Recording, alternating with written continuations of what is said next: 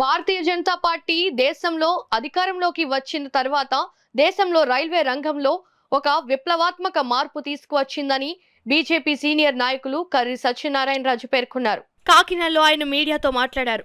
Kakinada ESI ఆసుపత్రి నిర్మాణ క్రమంలో సహకరించిన కేంద్ర మంత్రులు సంతోష్ కుమార్ గాంగ్వార్, దత్తాత్రేయ, భూపేంద్ర యాదవ్లకు ప్రత్యేక ధన్యవాదాలు తెలిపారు.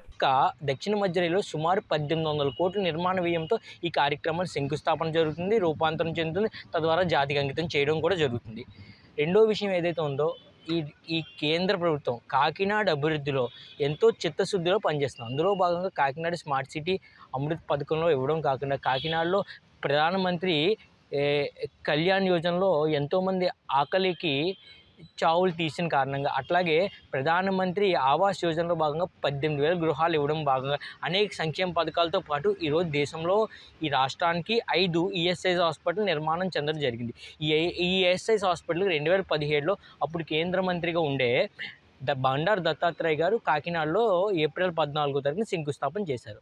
దాని తరువాత అప్పుడు 80 కోట్లు శాంక్షన్ చేశారు.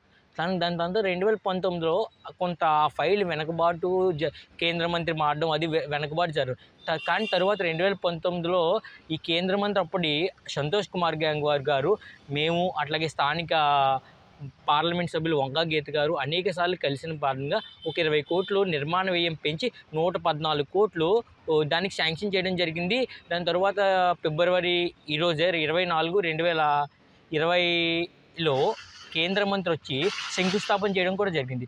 గడిచిన 3 ఏళ్లలో 114 కోట్లు ఈ జిల్లాలో 5 లక్షల మంది ఏదైతే కార్మిక సోదరులకు బాసటగా నిలిచాలనే ఒక కోరికతో ఈఎస్ఐ హాస్పిటల్ అత్యాధునిక 100 బెడెడ్ హాస్పిటల్కి నిర్మాణం చేయడం జరిగింది.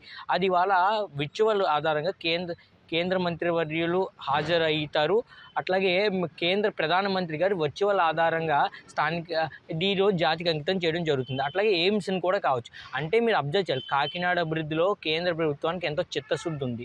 అంటే రాబో రోజుల్లో కూడా కమల వికాసం కాకినాడలో జరగాలి, ఆంధ్రప్రదేశ్లో జరగాలని మేము కోరుకుంటున్నాం.